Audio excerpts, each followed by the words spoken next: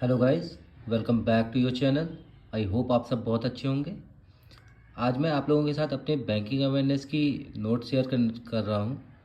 इसमें मैं आप लोगों के साथ हर रोज़ एक टॉपिक डिस्कस करूँगा और थोड़ा बहुत एक्सप्लेन करने की कोशिश करूँगा। आज हम स्टार्ट करते हैं सबसे इजी टॉपिक जो है डिजिटल बैंकिंग। और कोई ज़रूरी नहीं है कि आप बैंकिंग एस्पिरेंट हो तो ही आप इस वीडियो को देखो। आप सब तो बैंकिंग सर्विसेज यूज़ करते ही होगे। तो इसमें कुछ इंपॉर्टेंट टर्म्स हैं जो आप सबको पता होना चाहिए। काफ़ी इन्फॉर्मेटिव है। तो चलिए टॉपिक स्टार्ट करते हैं। तो इसमें तीन चार टर्म्स हैं जो हमको याद होने चाहिए या पता होने चाहिए। जैसे कि हो गया कोर बैंकिंग। कोर का क्या है full form? Centralised online real time exchange. इसमें क्या होता है? इसमें आपको बैंकिंग सर्विसेज दी जाती है। जैसे कि आपका जो भी आप अकाउंट खुलवाए हो अपने जिस ब्रांच में, आप उस ब्रांच के अलावा भी अपने बैंक अकाउंट को और आप बेसिक ट्रांजैक्शन को परफॉर्म कर सकते हो अदर ब्रांच में अपने बैंक के। ठीक है, तो इसी को क्या बोलते हैं? कोर। सीबीएस क्या होता है? Core banking solution.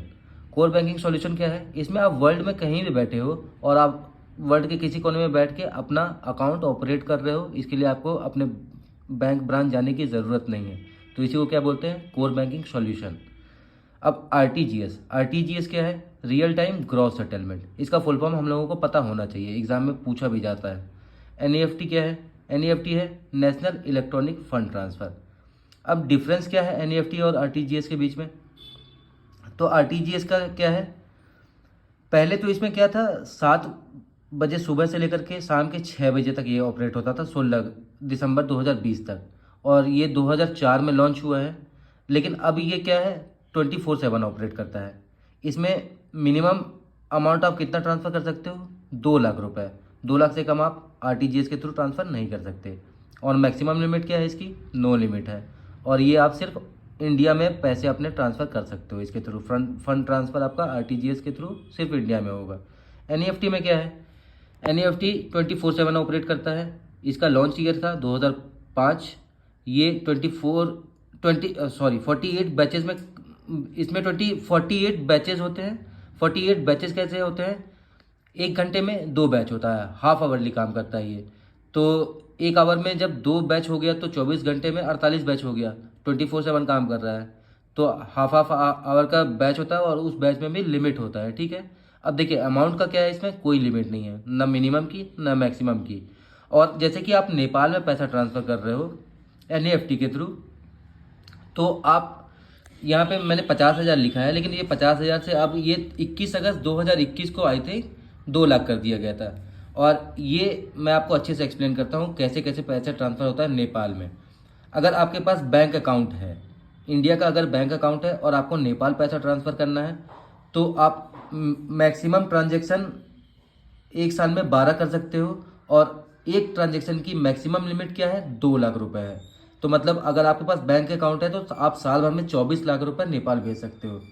लेकिन अगर आपके पास बैंक अकाउंट नहीं है, जैसे आप वॉक इन कस्टमर हो या फिर आप नॉन बैंक कस्टमर हो, ठीक है, तो आप एक बार में 50,000 रुपये भेज सकते हो। और साल भर में इसी तरह आप 12 ट्रांजेक्शन करके 6 लाख रुपए भेज सकते हो एनईएफटी के थ्रू। ठीक है। अब इसी तरह मैंने बता दिया एनईएफटी का, यहीं पे मतलब एक ही चीज़ लिखा हुआ है, 48 बैचेज में होता है, हाफ आवरली काम करता है ये। आरटीजीएस में क्या होता है? In this both senders and receivers should have bank account. जो पैसा भेज रहा है और जो पैसा रिसीव कर रहा है उन दोनों के पास बैंक अकाउंट होना चाहिए। आप सोचोगे बिना बैंक अकाउंट के पैसा ट्रांसफ़र कैसे होगा? तो पैसा ट्रांसफ़र हो जाता है बिना बैंक अकाउंट का भी। और एनईएफटी में क्या है? In this receiver should have bank account and sender should have bank account if he is transferring more than 50,000। अगर 50,000 से ऊपर का अमाउंट है, अगर फंड ट्रांसफर हो रहा है, तो सेंडर और रिसीवर दोनों का बैंक अकाउंट होना चाहिए। और अगर 50,000 से कम है तो चलेगा, बैंक अकाउंट नहीं भी है तो। अब देखो एक आईएमपीएस भी टर्म है। आईएमपीएस आप लोग जानते हो पैसा ट्रांसफर करने के लिए होता है।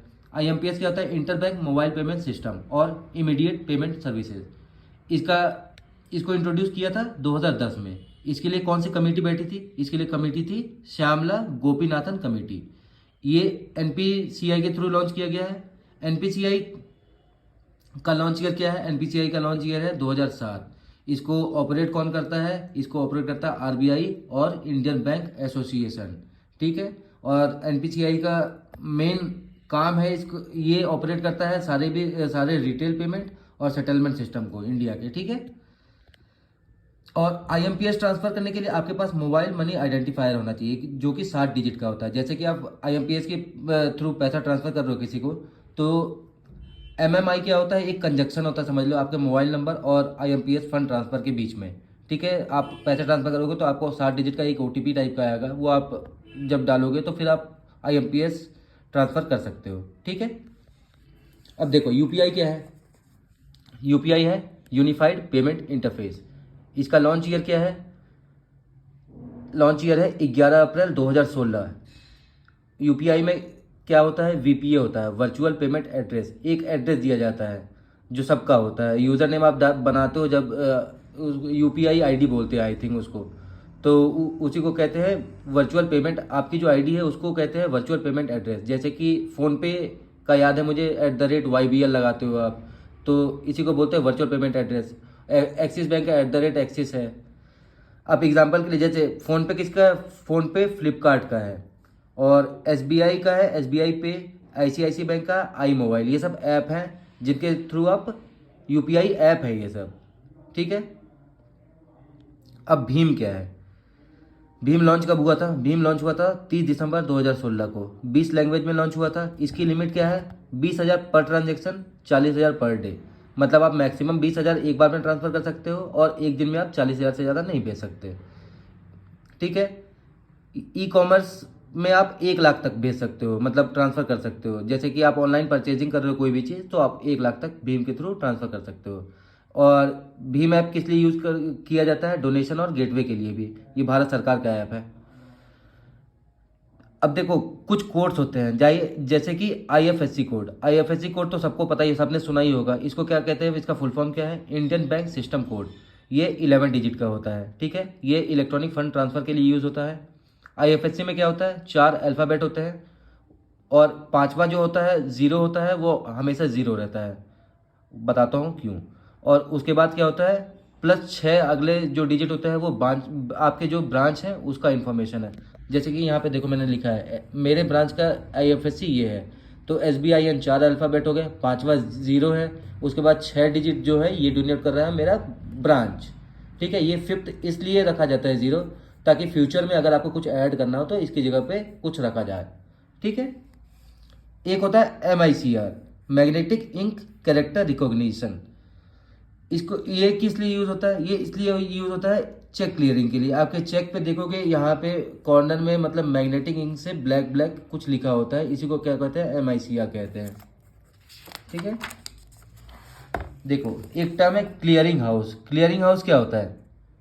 जो भी आपके शहर का बिगेस्ट बैंक है, या तो आरबीआई कोई फैसिलिटी बनाता है, ये क्या करता है? ये सारे बैंकों के जितने भी चेक होते हैं उन सबको क्लियर करता है। तो क्या होता है, जैसे कि आप अपना चेक लगाते हो तो ज़रूरी नहीं है कि वो उसी दिन क्लियर हो जाएगा, उसको क्लियर होने में 1-2 दिन का टाइम भी लगता है। वो क्लियर इसलिए नहीं होता है क्योंकि सारे चेक कहाँ जाते हैं? पहले क्लियरिंग हाउस में जाते हैं और वहीं से क्लियर होते हैं। अब देखो कुछ मेथड होते हैं चेक क्लियर करने के, जैसे कि ECS है, इलेक्ट्रॉनिक क्लियरिंग सर्विसेज। ये किस लिए यूज़ होते हैं? जैसे कि कोई भी ऑर्गेनाइजेशन है वो अपने स्टाफ को सैलरी पे कर रहा है, तो ऐसा तो नहीं है कि वो एक एक करके किसी को सैलरी भेजेगा। तो बल्क में जब आपको ट्रांजेक्शन करने होते हैं, जैसे सैलरी भेजना होता है आपको, तो उसके लिए ECS का यूज़ किया जाता है, ठीक है। NACH क्या है? NACH क्या है? It is an updated version of ECS and NECH। NECH वही है, नेशनल इलेक्ट्रॉनिक क्लियरिंग सर्विसेज। तो ये अपडेटेड वर्जन है NACH का। अब चेक क्लियरिंग कैसे होता है? NACH के थ्रू होता है, ठीक है। एक होता है स्विफ्ट कोड। स्विफ्ट कोड किस लिए होता है? World wide interbank financial. Swift का तो पहले तो फुल फॉर्म याद रखना बहुत ज़रूरी है, एग्जाम में भी पूछा जाता है और इंटरव्यू वगैरह में भी कभी कभी पूछ लेते हैं इसको। तो स्विफ्ट का फुल फॉर्म क्या है? Society for world bank interbank financial telecommunication. इसका यूज़ क्या है? For international transfer of funds. Headquarter Swift का कहाँ है? ब्रुसेल्स, बेल्जियम में। अब देखो क्या होता है? When money will be transfer into main branch, Swift code will be of 8 digit, ठीक है। जब मेन ब्रांच में, हाँ, जब मेन ब्रांच में पैसा भेजा जाएगा तो उस समय स्विफ्ट कोड कितने डिजिट का होता है? 8 डिजिट का। और जब आपके होम ब्रांच में पैसा ट्रांसफर किया जाता है तो स्विफ्ट कोड कितने डिजिट का होता है? 11 डिजिट का होता है। एक और नंबर क्या होता है, इशूअर आइडेंटिफिकेशन नंबर। ये क्या होता है, आपके क्रेडिट कार्ड और डेबिट कार्ड का पहला जो 6 डिजिट होता है उसको क्या कहते हैं हम, इशूअर आइडेंटिफिकेशन नंबर, IIN। ठीक है। एक क्या है, लीगल एंटिटी आइडेंटिफायर। इसमें क्या होता है, 4 डिजिट होते हैं, फिर 2 जीरो होता है, फिर number and alphabet in above sequence. अब देखो सीक्वेंस क्या है, A1 B2 C3 D4 E5 F6 और प्लस फिर 2 न्यूमेरिक डिजिट होता है। टोटल ये B20 डिजिट का होता है। Used against fraud done in other countries और insider countries. Legal entity identifier use किया जाता है किस लिए, फ्रॉड से बचने के लिए। ठीक है, ये 20 डिजिट का होता है। ये भी कई बार एग्जाम में आ चुका है। ये मुझे लगता है 2017 एग्जाम में आया, नहीं 2000 ये 2017 में फॉर्म हुआ है, लेकिन ये एग्जाम में भी आया है। देखो 5 Jan 2021, more than 50 crore transaction of NEFT and RTGS needs legal entity identifier. ठीक है, उस समय पे 50 करोड़ ट्रांजेक्शन को इतनी मतलब LEI की ज़रूरत थी। अब देखो NPCI के बारे में आप लोगों को तो बता ही चुका हूँ कि ये for retail payment umbrella organization है। 2008 में नहीं, सॉरी 2007 एक्ट था और 2008 में ये फॉर्म्ड हुआ है। ठीक है, ये एक्ट था 2007, और एक्ट कौन सा था, payment and settlement system act. ठीक है, हाँ। और इसके NPCI के अभी चेयरमैन कौन है, विश्व मोहन मोहपात्रा। NPCI के प्रोडक्ट्स क्या क्या हैं, IMPS, भीम, UPI, रुपए कार्ड। ठीक है, और रुपए कार्ड क्या है, it is a payment gateway company. Aadhaar enabled payment system, people can avail total facility through. देखो आधार इनेबल्ड पेमेंट सिस्टम क्या है, people can avail total 6 facilities through Aadhaar enabled payment system. आप इससे कैश विड्रॉल कर सकते हो, आधार enabled payment system से cash deposit कर सकते हो, आप अपनी बैलेंस इंक्वायरी ले सकते हो, आधार टू आधार फंड ट्रांसफ़र कर सकते हो, आप अपना मिनी स्टेटमेंट निकाल सकते हो अकाउंट का, आप KYC कर सकते हो। ठीक है, बेस्ट फिंगर डिटेक्शन और आइरिस डिटेक्शन के लिए। ठीक है, ये दोनों टर्म याद करने वाली चीज़ है। अब देखो आधार पेमेंट सिस्टम ब्रिज क्या होता है, ये कैसे कैसे मतलब पेमेंट आपका ट्रांसफर किया जाता है। गवर्नमेंट ऑफ इंडिया के थ्रू बैंक में आता है, बैंक के थ्रू NPCI के थ्रू आधार पेमेंट ब्रिज सिस्टम के पास जाएगा, उसके बाद फिर कस्टमर के बैंक में आता है। तो ये इतना सिक्योर और इतना अच्छा प्रोसेस है। भारत बिल पेमेंट सिस्टम के लिए कमेटी कौन सी थी, G पद्मनाभन। ठीक है, इंट्रोड्यूस कौन से ईयर में हुआ था, 2013 में, और फर्स्ट पेमेंट इसका 2014 में हुआ था। 2013 में इंट्रोड्यूस हो गया था Bharat bill payment system, BBPS।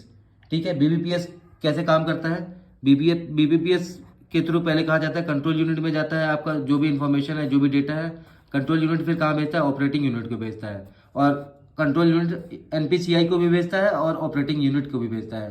फिर ऑपरेटिंग यूनिट कहाँ भेजता है आपको, बैंक और नॉन बैंक्स को। ठीक है, इस तरह से फंड ट्रांसफर होते हैं। अब भारत QR का फुल फॉर्म क्या है, भारत क्विक रिस्पांस कोड। तो ये टॉपिक ख़त्म होता है दोस्तों, और अब मिलते हैं हम लोग अगले टॉपिक में। कल का टॉपिक बैंकिंग और NBFC ऑम्बुड्समैन रहेगा। ओके, तो मिलते हैं नेक्स्ट वीडियो में। Thank you.